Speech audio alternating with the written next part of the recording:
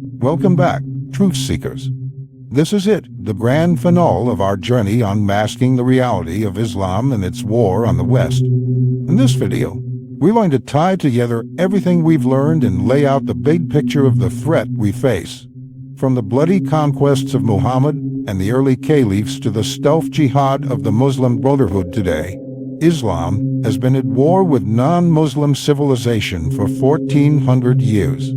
It is a fight for the very soul and future of our society, and it is a fight we cannot afford to lose. Let's dive in. The eternal jihad. As we've seen throughout this series, jihad, holy war against non-Muslims, is a core tenet of Islamic doctrine.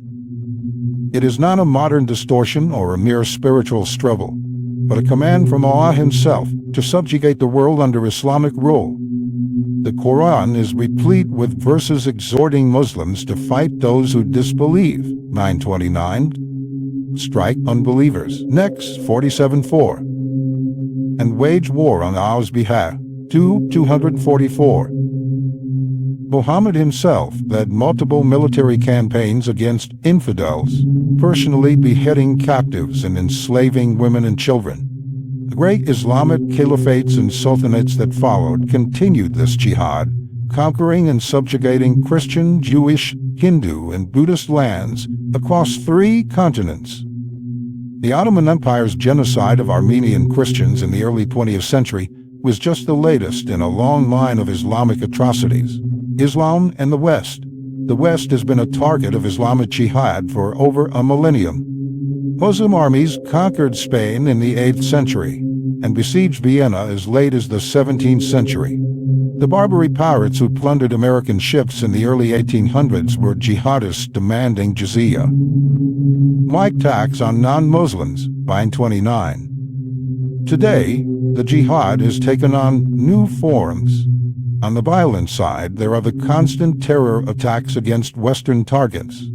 From 9/11 to the Paris and Brussels shootings to the Orlando nightclub massacre, ISIS and al-qaeda openly declare their intent to conquer Rome, fly the Islamic flag over the White House, and impose Sharia on the West. But even more insidious is the stealth jihad being waged by groups like the Muslim Brotherhood and its fronts.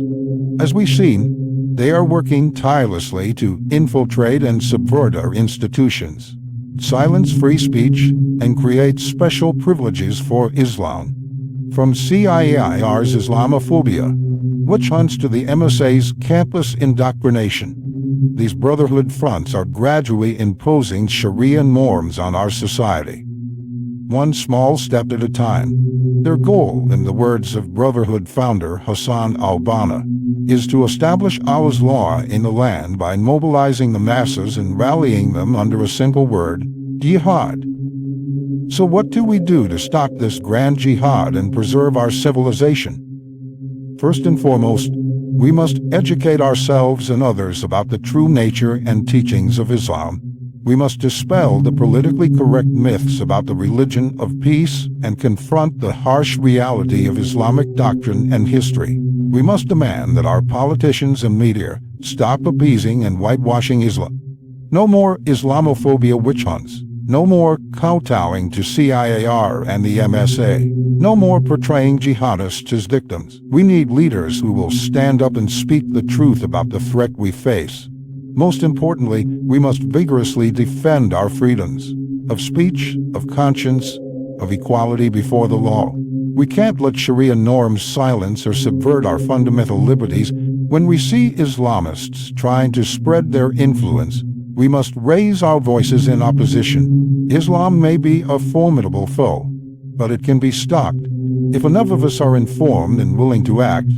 Let's work together to expose and defeat this totalitarian ideology once and for all. The future of our civilization depends on it. Over this series, you've bravely confronted harsh realities that most people are too afraid to face. I commend you for your courage and commitment to the truth. Now it's time to put that knowledge into action. Educate others, pressure your leaders, defend our freedoms, and never back down in the face of Islamist intimidation. Together, we can win this fight and preserve our way of life.